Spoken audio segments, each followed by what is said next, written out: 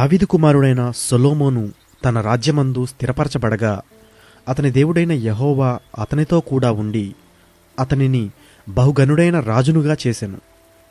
యెహోవా సేవకుడైన మోషే అరణ్యమందు చేయించిన దేవుని సమాజపు గుడారము గిబియోనునందుండెను గనుక సొలొమోను సహస్రాధిపతులకును శతాధిపతులకును న్యాయాధిపతులకును ఇశ్రాయేలీయుల పితరుల ఇండ్లకు పెద్దలైన వారందరికిని అనగా ఇశ్రాయేలీయులందరికిని ఆజ్ఞ ఇయ్యగా సమాజకులందరూ సొలొమోనుతో కూడా కలిసి గిబియోనునందుండు బలిపీఠమునద్దకు పోయిరి.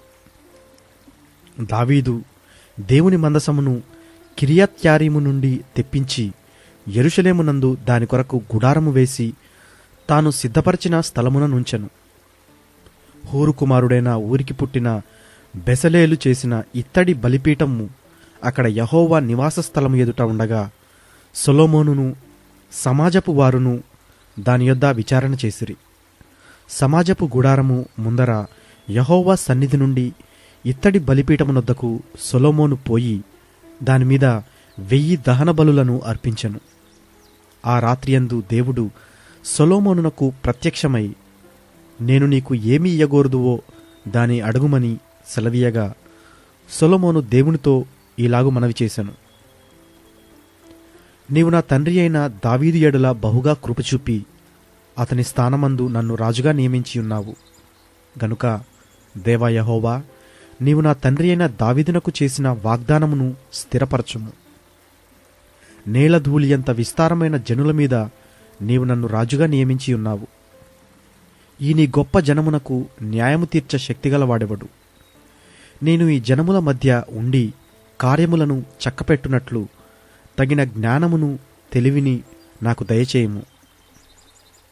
అందుకు దేవుడు సొలొమోనుతో ఇలాగు సెలవిచ్చెను: నీవు ఈ ప్రకారము యోచించుకొని ఐశ్వర్యమునైనను సొమ్మునైనను ఘనతనైనను నీ శత్రువుల ప్రాణమునైనను దీర్ఘాయువునైనను అడుగక నేను నిన్ను వారి మీద రాజుగా నియమించిన నా జనులకు న్యాయము తీర్చుటకు తగిన జ్ఞానమును తెలివిని అడిగి ఉన్నావు. కాబట్టి జ్ఞానమును తెలివియు నీకియ్యబడును. నీకన్నా ముందుగానున్న రాజులకైనను నీ తరువాత వచ్చు రాజులకైనను కలుగని ఐశ్వర్యమును సొమ్మును ఘనతను నీకిచ్చెదను అని చెప్పాను. పిమ్మట సొలొమోను గిబియోనులో నుండు సమాజపు గుడారము ఎదుట బలిపీఠమును విడిచి యెరూషలేమునకు వచ్చి ఇశ్రాయేలీయులను ఏలుచుండెను. సొలొమోను రథములను గుర్రపు రౌతులను సమకూర్చెను. 1400 రథములను 12,000 గుర్రపు రౌతులను అతనికి ఉండెను. వీరిలో కొందరిని అతడు రథములుండు పట్టణములలో ఉంచెను, కొందరిని తన రాజసన్నిధిలో ఉండుటకు యెరూషలేములో ఉంచెను. రాజు యెరూషలేమునందు వెండి బంగారములను రాళ్లంత విస్తారముగాను సరళ మ్రాణులను షెఫేలా ప్రదేశముననున్న మేడి చెట్లంత విస్తారముగాను సమకూర్చెను. సొలొమోనునకుండు గుర్రములు ఐగుప్తులో నుండి తేబడెను. రాజు వర్తకులు ఒక్కొక్క గుంపునకు నియామకమైన ధరనిచ్చి గుంపులు గుంపులుగా కొని తెప్పించిరి. వారు ఐగుప్తు నుండి కొని తెచ్చిన రథం ఒకటింటికి 600 తులముల వెండియు, గుర్రం ఒకటింటికి 150 తులముల వెండియు ఇచ్చిరి. హిత్తీయుల రాజులందరి కొరకును సిరియా రాజుల కొరకును వారు ఆ ధరకే వాటిని తీసుకొనిరి.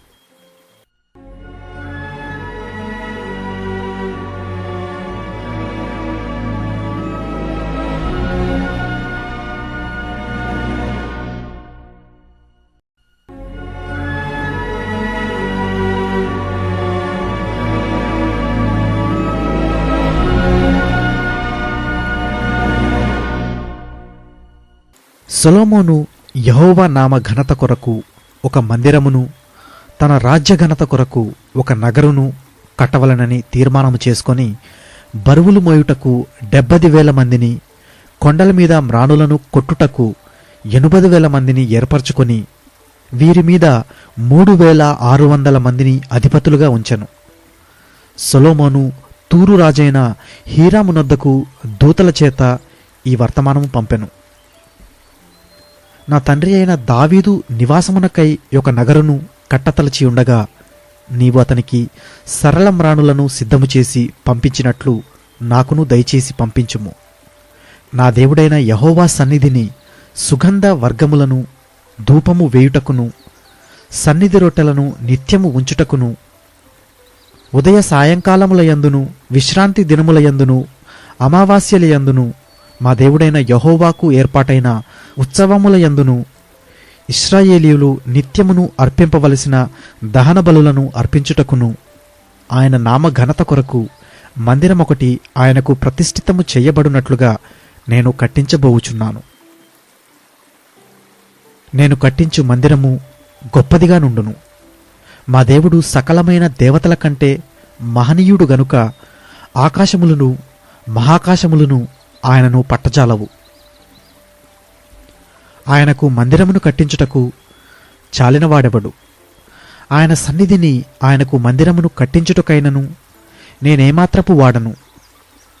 ధూపము వేయుటకే నేను ఆయనకు మందిరమును కట్టదలిచియున్నాను.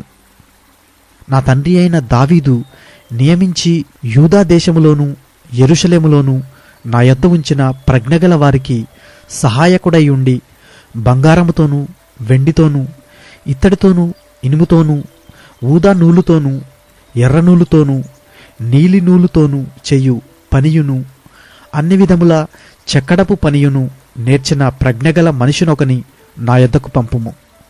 మరియు లెబానోను నందు మ్రాణులు కొట్టుటకు మీ పనివారు నేర్పుగలవారని నాకు తెలిసేయున్నది.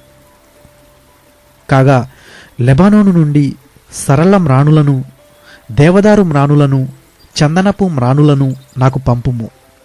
నేను కట్టించబోవు మందిరము గొప్పదిగాను ఆశ్చర్యకరమైనదిగాను ఉండును గనుక నాకు మ్రాణులు విస్తారముగా సిద్ధపరచుటకై నా పనివారు మీ పనివారితో కూడా పోవుదురు.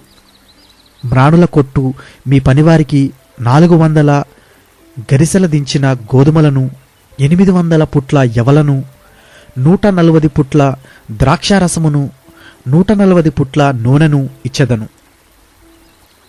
అప్పుడు తూరు రాజైన హీరాము సొలొమోనునకు వ్రాసి పంపిన ఉత్తరమేమనగా, యెహోవా తన జనమును స్నేహించి నిన్ను వారి మీద రాజుగా నియమించి ఉన్నాడు. యెహోవా ఘనత కొరకు ఒక మందిరమును, నీ రాజ్య ఘనత కొరకు ఒక నగరును కట్టించుటకు తగిన జ్ఞానమును తెలివియు గల బుద్ధిమంతుడైన కుమారుని రాజైన దావీదునకు దయచేసిన భూమ్యాకాశములకు సృష్టికర్తయగు ఇశ్రాయేలీయుల దేవుడైన యెహోవా స్తుతినందునుగాక. తెలివియును వివేచనయు గల హూరాము అనునొక చురుకైన పనివానిని నేను నీ యొద్దకు పంపుచున్నాను. అతడు దాను వంశపురాలగు ఒక స్త్రీకి పుట్టినవాడు. వాని తండ్రి తూరు సంబంధమైనవాడు. అతడు బంగారముతోనూ వెండితోనూ ఇత్తడితోనూ ఇనుముతోనూ రాళ్లతోనూ మ్రాణులతోనూ ఊదా నూలుతోనూ నీలి నూలుతోనూ సన్నపు నూలుతోనూ ఎర్రనూలుతోనూ పనిచేయగల నేర్పరి అయినవాడు. సకల విధముల చెక్కడపు పనియందును మచ్చులు కల్పించుటయందును యుక్తి కలిగి నీ పనివారికిని నీ తండ్రి అయిన దావీదు అను నా ఏలినవాడు నియమించిన ఉపాయశాలలకును సహకారి అయి వాటన్నిటినీ రూపించుటకును తగిన సామర్థ్యము గలవాడు. ఇప్పుడు నా ఏలినవాడు చెప్పియున్న గోధుమలను యవలను నూనెను ద్రాక్షారసమును నీ సేవకుల చేతికిచ్చి వారిని సాగనంపిన ఎడల మేము నీకు కావలసిన మ్రాణులన్నీయు లెబానోను నందు కొట్టించి వాటికి నీ కొరకు సముద్రము మీద తెప్పలుగా ఎప్పెకు కొనివచ్చెదము. తరువాత నీవు వాటిని యెరూషలేమునకు తప్పించుకొనవచ్చును అని వ్రాసెను. సొలొమోను తన తండ్రి అయిన దావీదు ఇశ్రాయేలు దేశమందుండిన అన్యజాతి వారినందరినీ ఎన్నిక చేయించిన ఎన్నిక ప్రకారము వారిని లెక్కింపగా వారు 183,600 మందైరి. వారిలో బరువులు మోయుటకు 70,000 మందిని, పర్వతములందు మ్రాణులు కొట్టుటకు 80,000 మందిని, జనుల మీద అధిపతులుగా నుండి పనిచేయించుటకు 3,600 మందిని అతడు ఏర్పరచెను.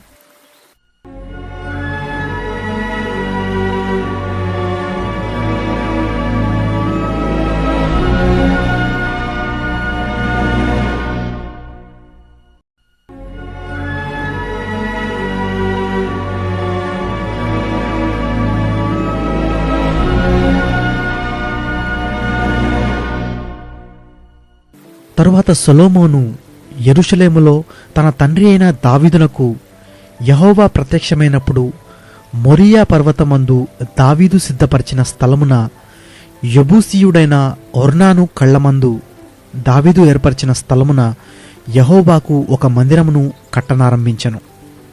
తన ఏలుబడిలో 4వ సంవత్సరము 2వ నెల 2వ దినమందు దాని కట్టనారంభించెను. దేవుని మందిరమునకు సొలొమోను పునాదులు ఏర్పరచెను. పూర్వపు కొలల ప్రకారము పొడవు 60 మూరలు, వెడల్పు 20 మూరలు.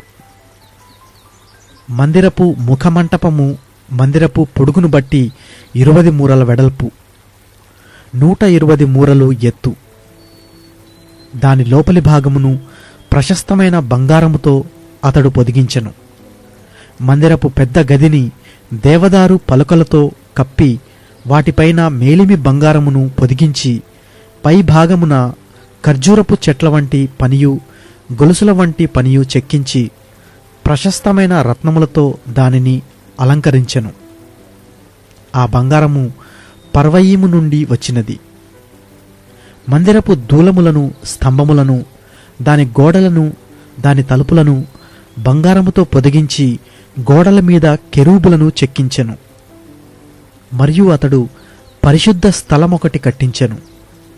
దాని పొడవు మందిరపు వెడల్పును బట్టి 20 మూరలు, దాని వెడల్పు 20 మూరలు. 1200 మణుగుల మేలిమి బంగారుతో అతడు దాని పొదిగించెను. మేకుల ఎత్తు 50 తులముల బంగారము. మీది గదులను బంగారముతో పొదిగించెను. అతి పరిశుద్ధ స్థలమునందు చెక్కడపు పనిగల 2 కెరూబులను చేయించి వాటిని బంగారుతో పొదిగించెను. ఆ కెరూబుల రెక్కల పొడవు 20 మూరలు, ఒక్కొక్క రెక్క 5 మూరల పొడుగు. అది మందిరపు గోడకు తగులుచుండెను. రెండవది జతగానున్న కెరూబు రెక్కకు తగులుచుండెను. ఈ ప్రకారము చాచుకొనిన ఈ కెరూబుల రెక్కలు 20 మూరలు వ్యాపించెను. కెరూబులు పాదముల మీద నిలువబడెను. వాటి ముఖములు మందిరపు లోతట్టు తిరిగి ఉండెను. అతడు నీలి నూలుతోనూ, ఊదా నూలుతోనూ, ఎర్ర నూలుతోనూ, సన్నపు నారనూలుతోనూ ఒక తెరను చేయించి దానిమీద కెరూబులను కుట్టించెను. ఇదియుగాక మందిరము ముందర ఉండుటకై 35 మూరల ఎత్తుగల 2 స్తంభములను, వాటిమీదికి 5 మూరల ఎత్తుగల పీటలను చేయించెను. గర్భాలయమునందు చేసినట్టు గొలుసు పని చేయించి స్తంభముల పైభాగమున దాన్ని ఉంచి 100 దానిమ్మ పండ్లను చేయించి ఆ గొలుసు పనిమీద తగిలించెను. ఆ 2 స్తంభములను దేవాలయము ఎదుట కుడితట్టున ఒకటియు, ఎడమతట్టున ఒకటియు నిలవబెట్టించి కుడితట్టు దానికి యాకీను అనియు, ఎడమతట్టు దానికి బోయజు అనియు పేర్లు పెట్టెను.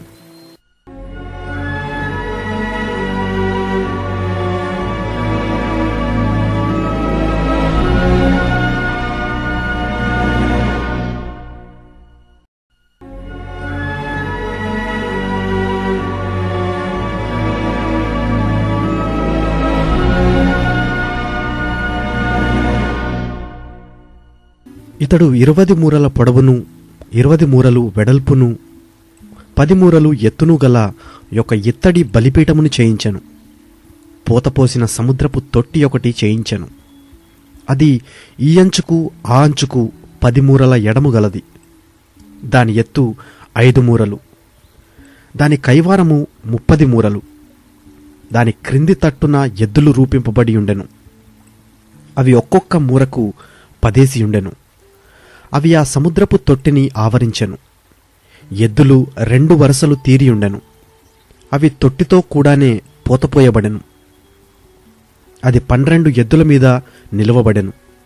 3 ఎద్దులు ఉత్తరపు తట్టు, 3 పడమటి తట్టు, 3 దక్షిణపు తట్టు, 3 తూర్పు తట్టు చూచుచుండెను. సముద్రపు తొట్టి వాటిపై నుంచబడెను. వాటి వెనుకటి పార్శ్వములన్నీయు లోపలికి తిరిగి ఉండెను. అది బెత్తెడు దళము గలది. దాని అంచు గిన్నెయంచు వంటిదై తామర పుష్పములు తేల్చబడి ఉండెను. అది 30 పుట్ల నీళ్లు పుట్టును. మరియు దహనబలులుగా అర్పించు వాటిని కడుగుటకై కుడితట్టుకు 5ను ఎడమతట్టుకు 5ను 10 స్నానపు గంగాళములను చేయించెను. సముద్రపు వంటి తొట్టియందు యాజకులు మాత్రము స్నానము చేయుదురు. మరియు వాటిని గూర్చిన విధిననుసరించి 10 బంగాళపు దీపస్తంభములను చేయించి దేవాలయమందు కుడితట్టున 5ను ఎడమతట్టున 5ను ఉంచెను. 10 బల్లలను చేయించి దేవాలయమందు కుడితట్టున 5ను ఎడమతట్టున 5ను ఉంచెను. 100 బంగారపు తొట్లను చేయించెను. అతడు యాజకుల ఆవరణమును పెద్ద ఆవరణమును దీనికి వాకిండ్లను చేయించి దీని తలుపులను ఇత్తడితో పొదిగించెను. సముద్రపు తొట్టిని తూర్పు తట్టున కుడిపార్శ్వమందు దక్షిణముఖముగా ఉంచెను. హురాము పాత్రలను బూడిదనెత్తు చిప్పకోలలను తొట్లను చేసెను. రాజైన సొలొమోను ఆజ్ఞ ప్రకారము దేవుని మందిరమునకు చేయవలసిన పని అంతయు హురాము సమాప్తి చేసెను.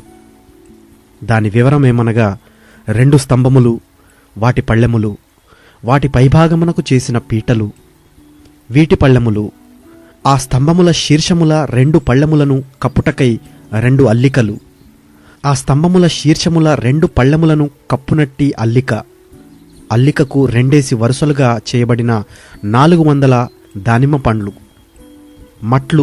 మట్ల మీద నుండు తొట్లు, సముద్రపు తొట్టి, దాని క్రింద నుండు 12 ఎద్దులు, పాత్రలు, బూడిదనెత్తు చిప్ప కోలలు, ముండ్ల కొంకులు మొదలైన ఉపకరణములు. వీటిని హురాము రాజైన సొలొమోను ఆజ్ఞ ప్రకారము యెహోవా మందిరము కొరకు మంచి వన్నెగల ఇత్తడితో చేసెను. యొర్దాను మైదానమందు సుక్కోతునకును జెరేదాతాకును మధ్యను జిగటమంటి భూమియందు రాజు వాటిని పోతపోయించెను. ఎత్తు చూడలేనంత ఇత్తడి తన యొద్దనుండగా సొలొమోను ఈ ఉపకరణములన్నిటినీ బహు విస్తారముగా చేయించెను. దేవుని మందిరమునకు కావలసిన ఉపకరణములన్నిటినీ, బంగారపు పీఠమును, సన్నిధి రొట్టెలు ఉంచు బల్లలను, వాటిని గూర్చిన విధి ప్రకారము గర్భాలయము ఎదుట వెలుగుచుండుటకై ప్రశస్తమైన బంగారపు దీపస్తంభములను, పుష్పములను, ప్రమిదలను, కత్తెరలను, కారులను, తొట్లను, గిన్నెలను, ధూప కలశములను సొలొమోను మేలిమి బంగారముతో చేయించెను. మరియు మందిర ద్వారము లోపలి తలుపులను, అతి పరిశుద్ధ స్థలము యొక్క లోపలి తలుపులను, దేవాలయపు తలుపులను అన్నియు బంగారముతో చేయించెను.